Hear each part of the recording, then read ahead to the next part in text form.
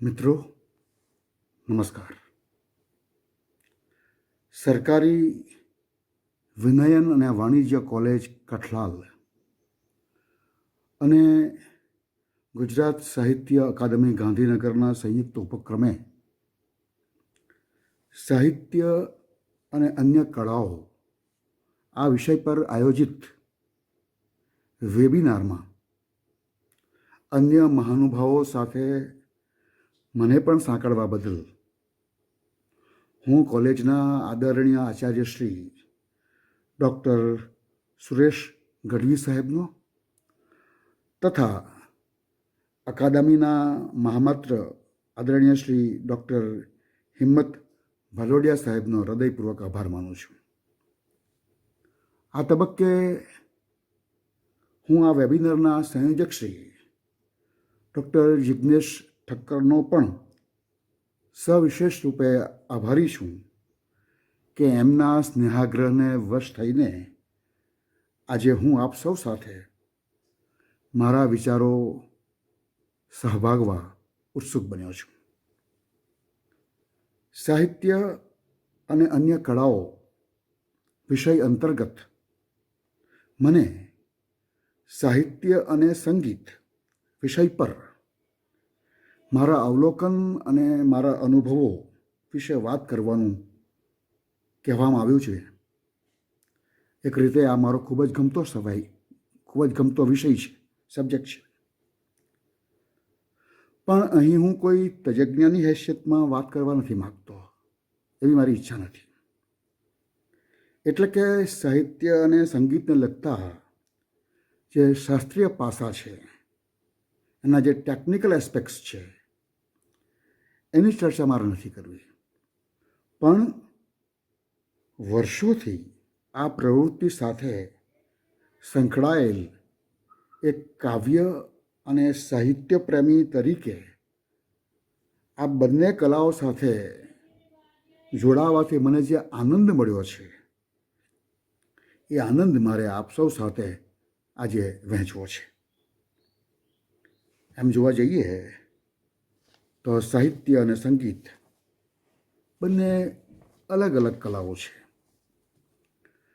આપણે જ્યારે સાહિત્યની વાત કરીએ છીએ ત્યારે એમાં ન્યૂઝપેપરમાં છપાતી ટચુકડી જાહેરાતથી માંડીને 17 અક્ષરના હાઇકુ સુધી ગદ્યમાં અને પદ્યમાં લખાતા તમામ લખાણોની વાત કરીએ છીએ. તે જ રીતે આપણે જ્યારે સંગીતની વાત કરીએ છીએ ત્યારે હલરડાથી માંડીને મરસ્યા સુધી જે કાંઈ ગવાતું આવ્યું છે, એ ગાયનની અને એની સાથે શબ્દ વિના પણ જે સર્જાતું આવ્યું છે, જે વાગતું અને બજતું આવ્યું છે, તે વાદનની પણ વાત કરીએ છીએ. એટલે કે બંનેનો વ્યાપ અતિ વિશાળ છે. આમ છતાં આપણે અહીં આજે ખૂબ જ મર્યાદિત ફલક પર આ બંને કલાઓને મૂકીશું. એટલે કે સાહિત્યના સંદર્ભે ગેય કવિતા સાહિત્યના પ્રતિનિધિ તરીકે અને સંગીતના સંદર્ભે લોકભોગ્ય સંગીતના પ્રતિનિધિ તરીકે આપણે એને આજે મૂલવશું. મેં આગળ કહ્યું તેમ સાહિત્ય અને સંગીત બંને અલગ અલગ કલાઓ છે. બંનેની સર્જન પ્રક્રિયાઓ પણ અલગ છે. સાહિત્ય શબ્દોથી સર્જાય છે, સંગીત સ્વરોથી. સાહિત્ય સર્જન માટે શબ્દથી સર્જાતું સાહિત્ય હોવા છતાં પણ એ શબ્દ પર્યાપ્ત નથી. તેમ સંગીત સર્જન માટે એ સ્વરોથી સર્જાતું હોવા છતાં પણ માત્ર સ્વર પર્યાપ્ત નથી. સર્જકે અનેક સર્જકો દ્વારા અનેકવાર વપરાઈ ચૂકેલ શબ્દને પોતાની રીતે પોતાનો કરી વાપરવાનો હોય છે. એટલે કે એણે એ શબ્દને એક પોતાનો અર્થ આપવાનો હોય છે અને એને એ રીતે ઉજાડવાનો હોય છે, એ રીતે એને માંજવાનો હોય છે, એ રીતે એને ઉજળો કરવાનો હોય છે કે એ શબ્દ એ સર્જકની ઓળખ બની રહે. એટલે કે સર્જકે પોતાની એક આગવી વાણી, પોતાની એક આગવી બાણી, આગવી ભાષા સર્જવાની હોય છે. એવું જ સંગીતકારે પણ કરવું પડતું હોય છે. માત્ર 7 સ્વરની તો લીલા છે, પણ સંગીતકારોએ આ 7 સ્વરનો ઉપયોગ કરીને એવું કંઈક કરવાનું છે કે જે એની ઓળખ બનીને રહી જાય. દાખલા તરીકે પંડિત જસરાજજી જ્યારે સા લગાડે છે સંગીતની અંદર, ત્યારે લગાડતાની સાથે જ શુભને શ્રોતા એમ કહે છે કે આ પંડિત જસરાજજીનો સા છે. જગજીતસિંહજી જ્યારે આલાપ કરે છે ત્યારે સાંભળતા જ કોઈ પણ ગઝલનો જાણકાર, ગઝલનો શ્રોતા, ગઝલનો ચાહક તરત કહેશે કે આ જગજીતસિંહજીનો આલાપ છે. કોઈ જગજીતસિંહની જેમ કરશે આલાપ તો પણ કહેશે કે આ જગજીતસિંહની જેમ આલાપ કરી રહ્યો છે. તે જ રીતે પંડિત જસરાજજીનો કોઈ શિષ્ય પંડિત જસરાજજીનું ગાણું પ્રસ્તુત કરશે તો કોઈ કહેશે કે આ પંડિત જસરાજજીના ગાણાનું પ્રતિબિંબ આમાં પડી રહ્યું છે, આનો પ્રતિઘોષ આની અંદર છે. એનું કારણ કે એ લોકો બંને કલાકારોએ પોતાની ઓળખ ઊભી કરી છે. કવિતામાં પણ એવું બનતું હોય છે. કોઈની બાની વાંચીએ છીએ, કોઈનું કાવ્ય વાંચીએ છીએ, ઘણી વખત એમ થાય છે આપણને કે આ તો રમેશ પારેખ જેવું લાગે છે, કે આ તો વિનોદ જોશીનું કાવ્ય લાગે છે. ધેટ મીન્સ કે આ સર્જકોએ પોતાની ઓળખ ઊભી કરી છે.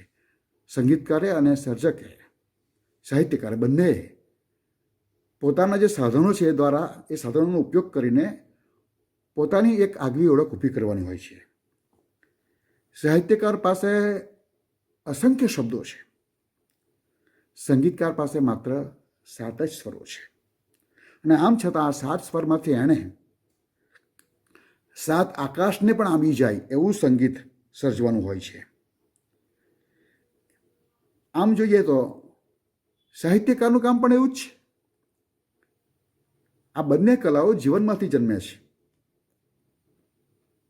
જીવન તરફ પાછી વળે છે, અને એટલા જ માટે આ બંને કલામાં જીવનનું પ્રતિબિંબ આપણે નિહાળી શકીએ છીએ.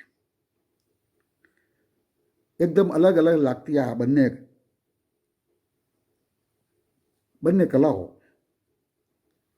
એમના સર્જનની રીતને કારણે અલગ છે, એ કલાઓના પ્રકારો અલગ છે, એ કલાઓને વ્યક્ત થવાની રીતિ નીતિ અલગ છે, એનો પ્રભાવ પણ પાછો અલગ છે. અને છતાં એક જગ્યા એવી છે, એક બિંદુ એવું છે કે જ્યાં આ સાહિત્ય અને સંગીત, એટલે સાહિત્યની જ્યારે હું વાત કરું છું, ફરી પાછો દોહરાવું છું, હું માત્ર ગેય કવિતાની વાત કરું છું. એક એવી જગ્યાએ બંને મળે છે જેમાંથી આ બંનેના સંયોજનથી એક ત્રીજું પરિમાણ આકાર લે છે, અને તેનું રૂપ અતિ મનમોહક છે, એનું સૌંદર્ય અનુપમ છે. આ જે સૌંદર્ય ક્રિએટ થાય છે એ કેવી રીતે થાય છે, અને આ જે કલાઓ મળે છે એ કયા કારણસર મળે છે, એ પણ એક મજાનો વિષય છે, એક ઇન્ટરેસ્ટ પડે એવી એક ઘટના છે. આપણે જાણીએ છીએ કે શબ્દને બ્રહ્મ કહેવામાં આવ્યો છે, જેનાથી સાહિત્યનું સર્જન થાય છે. એ જ રીતે સ્વરને, સૂરને, નાદને પણ બ્રહ્મ કહેવામાં આવ્યો છે, જેનાથી સંગીત સર્જાય છે. એટલે બંને એક જ કુળના છે. આમ જોવા જઈએ તો બંને એક જ જગ્યાએથી ઉદ્ભવ્યા છે, અથવા તો જુદી જુદી જગ્યાએથી ઉદ્ભવ્યા પછી પણ એક જગ્યાએ એક સરખો ગુણ ધરાવે છે, બ્રહ્મત્વનો. અને એટલા માટે આ બંને કળાઓ કોઈને કોઈ જગ્યાએ એવી રીતે મળે છે કે જ્યારે એ એકાકાર બને છે ત્યારે એમાંથી જે ત્રીજું પરિમાણ જન્મે છે તે આપણને સૌને ખૂબ આનંદ આપે છે. આ એક બિંદુ એવું છે કે જ્યારે આ બંને કળાઓ એકબીજામાં ભળે છે, એકબીજાને મળે છે, એકબીજામાં ભળે છે, એકબીજામાં ઓગળે છે, તો આપણે આ ઉઘડતી કલા સાહિત્ય અને સંગીતની વાત આજે કરીશું. આપણે જ્યારે મેં આગળ કહ્યું તેમ સંગીતની વાત જ્યારે હું કરવા બેઠો છું સાહિત્યના સંદર્ભે, ત્યારે હું ગેય કવિતાની વાત કરું છું. સાહિત્યના અન્ય પ્રકારો છે, જેમ કે નાટક છે, નિબંધ છે, નવલકથા છે, નવલિકા છે વગેરે, પણ એમને સંગીત સાથે સીધો સંબંધ નથી. આપણે જાણીએ છીએ કે નાટકમાં તમામ કલાઓનો આવિર્ભાવ થતો આપણે નિહાળીએ છીએ, જોઈએ છીએ. આપણે તમામ કલાઓ એમાં સમાહિત છે. નાટકમાં નૃત્ય પણ છે, નાટકમાં ચિત્રકલા પણ છે, નાટકમાં શિલ્પકલા પણ છે, નાટકમાં સંગીત કલા પણ છે. પણ નાટક મુખ્ય છે. આ બધી કલાઓ ત્યાં ટુકડે ટુકડે છે, સંપૂર્ણ નથી. આપણે જૂની રંગભૂમિમાં હતા નાટકની અંદર નાટ્ય સંગીત પણ હતું. આજે આપણે એ રંગભૂમિને મૂકી આવ્યા છીએ અને હવે તો બહુ દૂર દૂર દૂર નીકળી ગયા છે ને આપણી પાસે ચલચિત્ર, અને તે પણ અદ્ભુત ચલચિત્ર આવ્યું છે આજે આપણી પાસે. અને ચલચિત્રો પણ એમ જોવા જઈએ તો આપણા જે ચલચિત્રો છે એ ચલચિત્રો પણ એક પ્રકારનું સાહિત્ય જ છે, એક જુદા પ્રકારનું સાહિત્ય છે. અને એ સાહિત્ય પણ સંગીત સાથે સીધું સંકળાયેલું છે. આ ચલચિત્રોને સંગીત જ વધુ ઇન્ટરેસ્ટિંગ અને એક્સાઇટિંગ બનાવે છે. સાહિત્ય અલગ છે ચલચિત્રોનું, એની રજૂઆત અલગ છે, પણ એ સાહિત્ય નથી એમ કહી શકાય એવું નથી. એને સાહિત્ય તરીકે સ્વીકારવું પડે એમ છે. એને હું સંગીત મઢ્યું સાહિત્ય કહું છું. ફિલ્મોમાં માત્ર ફિલ્મોના ગીતો જ ફિલ્મોનો એક ભાગ છે એવું નથી. એના ગીતો કરતાં અથવા એના જેટલું જ મહત્ત્વ છે એના બેકગ્રાઉન્ડ મ્યુઝિકનું, પાર્શ્વ સંગીતનું. કારણ કે વાર્તાને વહન કરતા જે પાત્રો છે એ પાત્રોના ભાવ પ્રતિભાવ, એ પાત્રોની ક્રિયા પ્રતિક્રિયા અથવા અક્રિયા પણ બેકગ્રાઉન્ડ મ્યુઝિક જ વધારે સારી રીતે દર્શાવી શકે છે અને અસરકારક બનાવે છે. બેકગ્રાઉન્ડ મ્યુઝિક વગરની તમે ફિલ્મ કોઈ જોઈ જ ન શકો, કોઈ કલ્પના જ ન કરી શકો. શબ્દ વગરની ફિલ્મ બની છે. કમલ હસનની એક ફિલ્મ આવી હતી એવી, જેમાં કોઈ ડાયલોગ નથી, માત્ર એ સંગીત પર જ ચાલે છે. પણ સંગીત વગરની ફિલ્મ કોઈ ના હોય. એટલે કે સંગીતની અંદર એ જરૂરી છે, ફિલ્મમાં જરૂરી છે કે એની સાથે એનું સંગીત હોય. સંગીત, બેકગ્રાઉન્ડ સંગીત ફિલ્મની અંદર પ્રાણ પૂરનાર હોય છે. એટલે ફિલ્મ સાહિત્ય ફિલ્મ સંગીત પર ખૂબ અવલંબે છે. એના વગર એ ફિક્કું લાગે. પણ એનાથી અલગ વાત એકદમ આપણે હવે કવિતાના સંદર્ભે કરીશું. સંગીત કલા અને કાવ્ય કલા આ બંને એકમેકના પૂરક નથી. જેમ ફિલ્મની અંદર ફિલ્મનું સાહિત્ય સંગીત પર ખૂબ અવલંબે છે, તેમ કાવ્ય કલા સંગીતની મોહતાજ નથી. સંગીત સંગીતની રીતે અને કવિતા કવિતાની રીતે અલગ રીતે આરામથી જીવી શકે. એમને એકમેકના સહારાની બિલકુલ જરૂર નથી. કવિતા ગવાય તો જ લોકો સુધી પહોંચે એ જરૂરી નથી. એનો પુરાવો મુશાયરાઓ છે, કવિ સંમેલનો છે. કવિ સંમેલનોમાં કવિતા ગવાતી નથી, એનું પઠન થાય છે અને હજારો લોકો એ કવિતા સાંભળે છે, એનો આનંદ લે છે. તેવી જ રીતે સંગીત પણ, જો શબ્દ ન હોય તો સંગીત ન ચાલે એવું પણ નથી. તમે પંડિત હરિપ્રસાદ ચોરસિયાજીનો વાંસળીનો કન્સર્ટ, વાંસળીની મહેફિલ, કે તમે પંડિત શિવકુમાર શર્માજીનું સંતૂર વાદન જ્યારે સાંભળો છો ત્યારે ત્યાં શબ્દ નથી, માત્ર સ્વર છે, સૂર છે, અને હજારો લોકો એને પ્રેમથી માણે છે. એટલે આ બંને કલાઓને એક એકના સહારાની જરૂર નથી.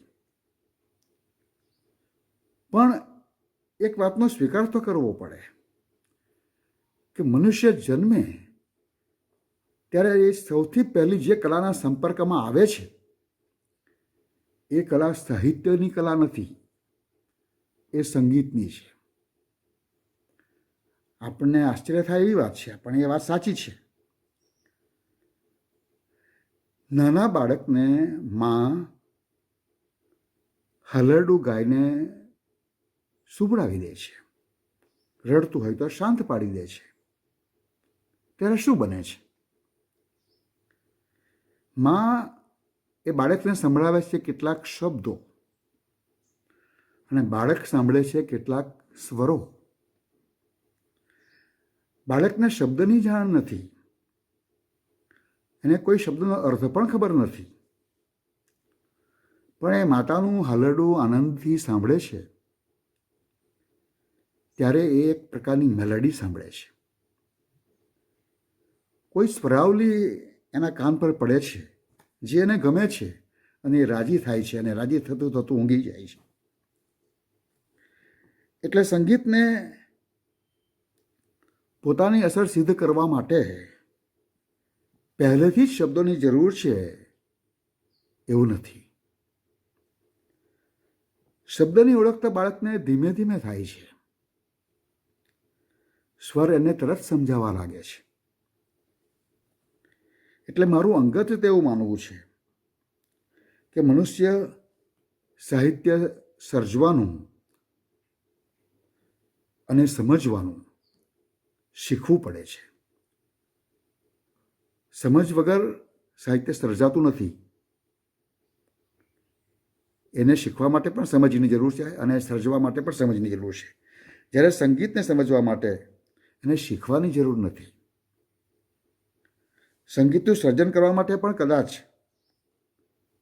સંગીત શીખવું જરૂરી નથી. આ વાત આપને કદાચ અટપટી લાગે, પણ એનો મોટામાં મોટો પુરાવો આપણું હિન્દી ફિલ્મ જગત છે. એ જગતનો સૌથી મોટો, મારી દૃષ્ટિએ ખૂબ મહાન પાર્શ્વગાયક કિશોર કુમાર છે. કિશોર કુમાર પોતે એવું કબૂલે છે કે તેઓ ક્યાંય સંગીત શીખ્યા નથી, અને છતાં એમણે સુંદરમાં સુંદર ગીતો ગાયા છે. અને એક સંગીતકાર તરીકે અદ્ભુત ગીતોની સર્જન, અદ્ભુત ગીતોની રચના, સંગીત રચના એમણે કરી છે. એટલે મારી દૃષ્ટિએ સંગીતકાર બનવા માટે ઓફકોર્સ તમારી પાસેનું નોલેજ હોય, તમારી પાસેનું શાસ્ત્રીય જ્ઞાન હોય એ જરૂરી છે, પણ એ અનિવાર્ય નથી. કવિતા માટે પણ એવું જ છે.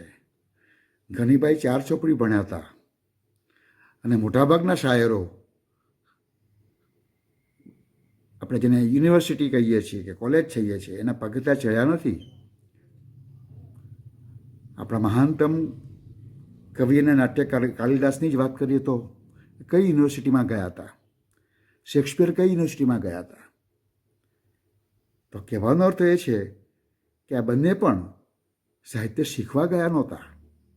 હું મારી જ વાતને અહીંયા એનો વિરોધ કરી રહ્યો છું, પણ એ એક અલગ અંદાજથી કરું છું, આનો અલગ પોઈન્ટ ઓફ વ્યૂથી કરું છું. એટલે હું જે કહેવા માગું છું તે છે કે સાહિત્ય અને સંગીત કેટલાક અંશે તો ઈશ્વર દત્ત છે. ઈશ્વર આપેલી આ બંને કળાઓ છે. ખેર, ટૂંકમાં કાવ્ય કલા અને સંગીત કલા બંને પોતપોતાનું અલગ અસ્તિત્વ ધરાવે છે. જેમ સ્ત્રી અને પુરુષ બંનેનું પોતાનું અલગ અસ્તિત્વ છે, તેમજ આ બંને કલાઓનું પણ છે. પણ જે રીતે સ્ત્રી અને પુરુષના સ્નેહયુક્ત સાયુજ્યથી એક મધુર સંબંધનું નિર્માણ થાય છે, તેવું જ કવિતાના શબ્દો અને સ્વરકારના સ્વરોના સાયુજ્યથી એક મધુર ગાનનું નિર્માણ થાય છે, જેમાં ભાવ, લાગણી વધુ ઉત્કટ બનીને આવે છે, વધુ ઉત્કટ બનીને પ્રગટ થાય છે. જ્યારે કોઈ કવિતાને ગાવામાં આવે છે ત્યારે એની અસર બદલાય છે. એક કવિતાનું પઠન થાય અને પછી એ જ કવિતાનું ગાન થાય તો એમાં બહુ મોટો ફેર છે, મોટો તફાવત છે.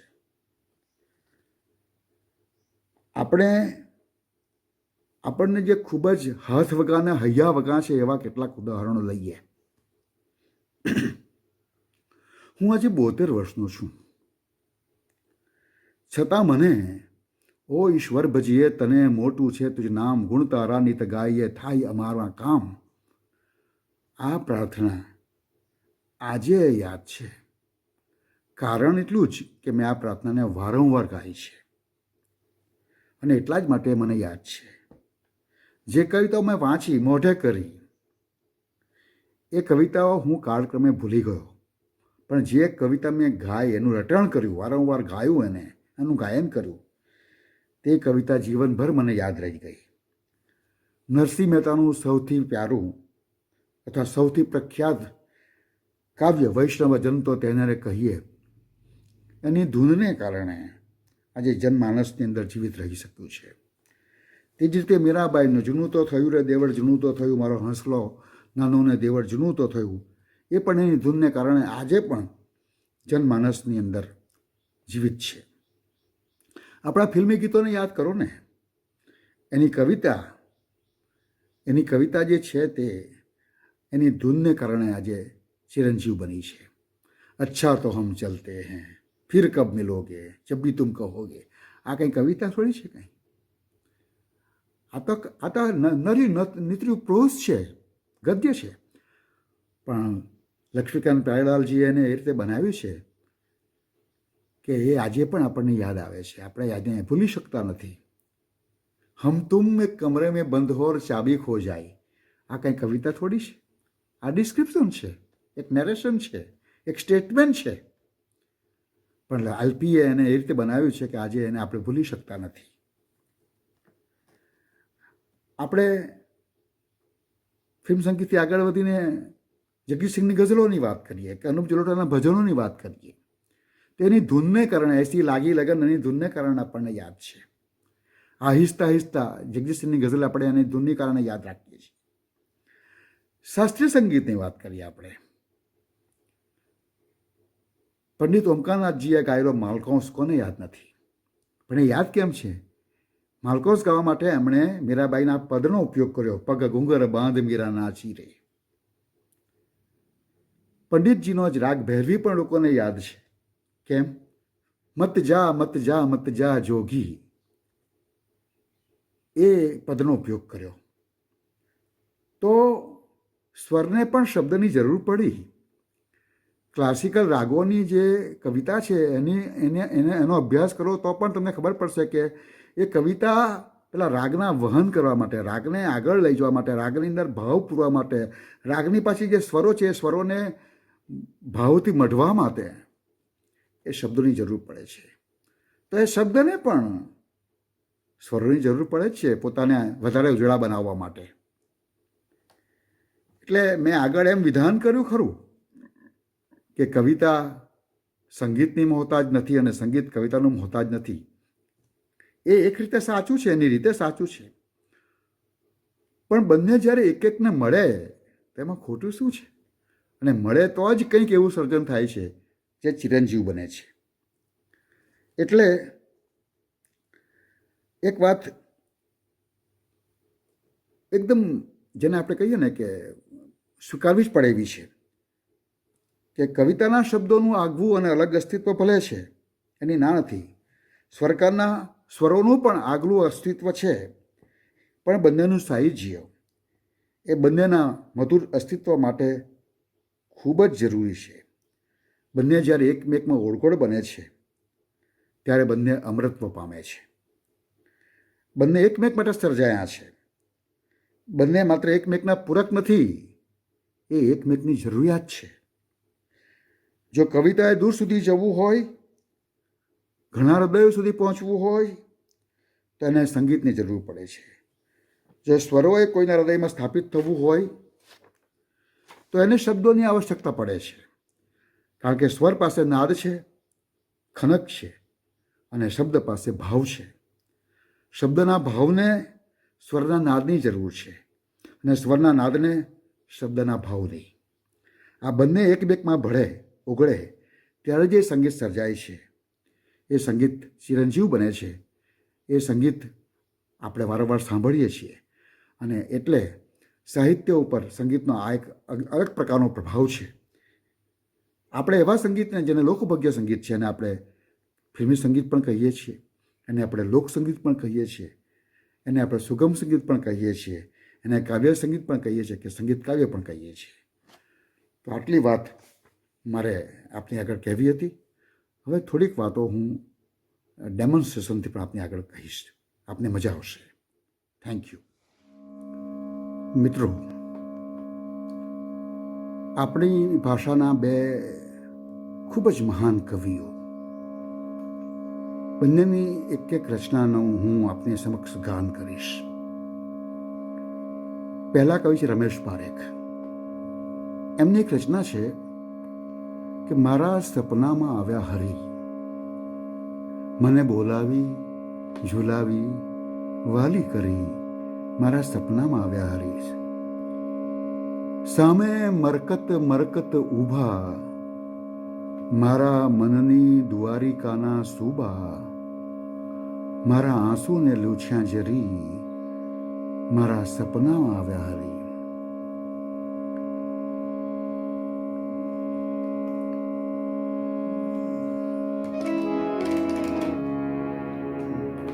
આંધણ મેલ્યા મેં તો કરવા કંસાર. અદ્ભુત પંક્તિઓ કવિએ લખી છે. આંધણ મેલ્યા મેં તો કરવા કંસાર, એમાં ઓરી દીધો મેં તો સંસાર. હરી બોલ્યા હરી બાવરી, મારા સપનામાં આવ્યા હરી. હવે આ કાવ્ય જે છે એ કાવ્યને એમ જોવા જઈએ તો એ કાવ્યનું પોતાનું સંગીત છે. દરેક કવિતાનું પોતાનું સંગીત તો હોય જ છે. પણ જ્યારે સ્વરકાર પાસે જાય છે ત્યારે સ્વરકાર એને જે રીતે જુએ છે એ રીતે એની એ સ્વર બાંધણી કરે છે. આ ગીત રચનાના અનેક સ્વરાંકનો થયા છે, એકથી વધારે થયા છે અને મોટા મોટા સ્વરકારો કર્યા છે. હું મારું સ્વરાંકન રજૂ કરું છું. એટલે મેં એ કવિતાને કઈ રીતે જોઈ, મને કેવી રીતે દેખાઈ, મારા સ્વપ્નમાં આવ્યા હરી તો મને કેવી રીતે દેખાયા હરી. તો એ વાતને હું સ્વરનો ઉપયોગ કરીને કેવી રીતે આપની સમક્ષ રજૂ કરું છું તે તમે જુઓ, આપને મજા આવશે. આ જગ્યા એક એવી જગ્યા છે કે જ્યાં સ્વર અને શબ્દ એક એકમાં ઓળઘોળ થાય છે અને જે ત્રીજું પરિમાણની જે મેં વાત કરી, થર્ડ ડાયમેન્શન, તે આ છે જે આપણને આનંદ આપે છે, જે આપણને ખૂબ ખૂબ યાદ રહે છે, સતત વાગોળવાનું ગમે છે. મારા સપનામાં આવ્યા હરી, મારા સપનામાં આવ્યા હરી, મને બોલાવી મને ઝુલાવી, મને બોલાવી ઝુલાવી બોલાવી ઝુલાવી વાલી કરી, મારા સપનામાં આવ્યા હરી. હે મારા સપનામાં આવ્યા હરી.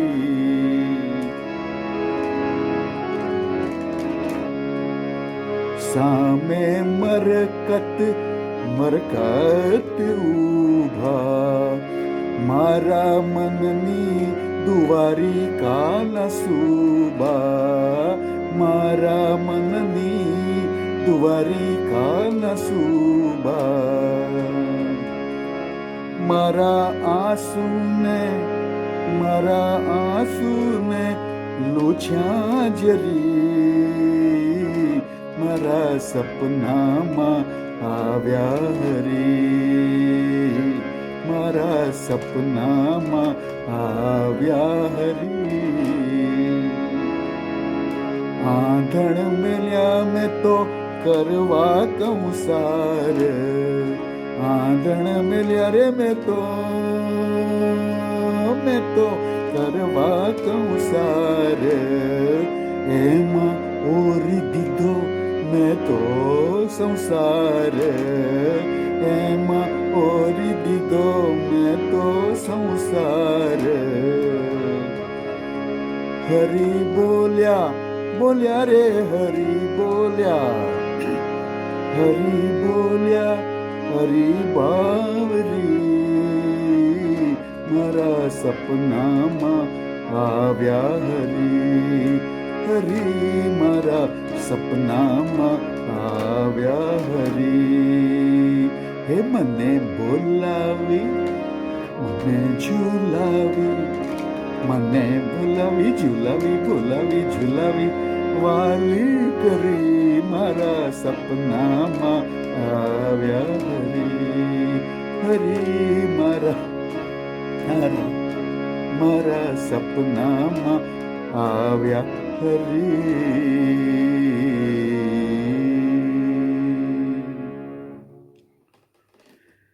બીજું કાવ્ય છે શ્રી વિનોદ જોશીનું.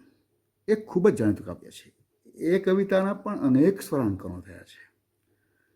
આપી આપીને તમે પીછું આપો રે સજન, પાંખો આપો તો અમે આવીએ. શરત, એક મજાની શરત અહીંયા આગળ કાવ્ય નાયિકા રજૂ કરે છે. આપી આપીને તમે પીછું આપો રે સજન, પાંખો આપો તો અમે આવીએ. ને પછી જે આખી વાત એ મૂકે છે, ચાંદો નીચોવી અમે વાટકા ભર્યા અને મોગરાની કડીએ હલાવ્યા. આ જે બધી નાજુક નાજુક વાતો છે કવિતાની, એ કવિતાની વાતો જ્યારે સંગીતકાર પાસે જાય છે, સ્વરકાર પાસે જાય છે, ત્યારે કેવી બને છે અને કેવી રીતે એક્સપ્રેસ કરે છે તે આપ જુઓ.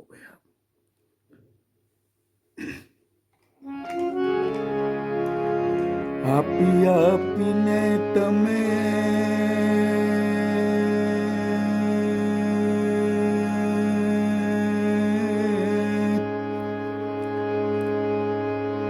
આપી આપીને તમે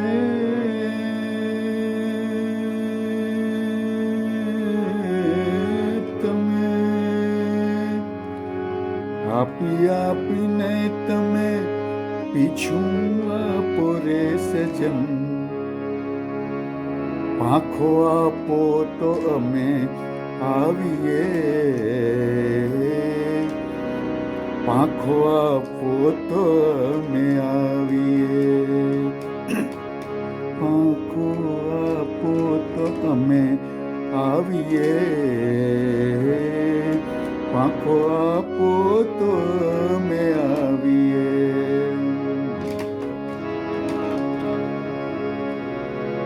ચાંદો નીચોવી અમે વાટકા ભર્યા, ચાંદો નીચોવી અમે વાટકા ભર્યા, ને મોગરાની કડીએ હલાવ્યા.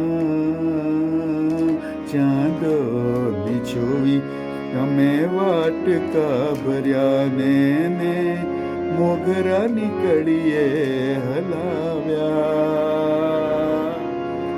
આટલા ઉજરડાને શમણું ઢાળી અમે ઉંબરની કોર લગી લાવ્યા. આટલા ઉજરડાને શમણું ઢાળી અમે ઉંબરની કોર લગી લાવ્યા. આપી આપીને તમે તમે તમે તમે તમે આપી આપીને તમે તમે ટેકો આપો રે સજન,